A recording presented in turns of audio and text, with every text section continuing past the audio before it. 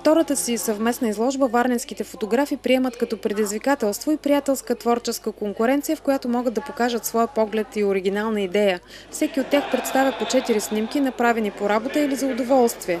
Тук има спортна, репортажна и художествена фотография на Антон Стоянов, Вяра Кайкова, Краси Делчев, Краси Тодоров, Петър Петров, Мирослав Кунев, Орлин Цанев, Цветомир Трънков, Петко Момчилов, Пламен Гутинов и Тодор Танчев. За особено ценни фотографите смятат снимките, които са ги затруднили най-много, като възникналият посред нощ пожар в промишлената зона на града през лятото.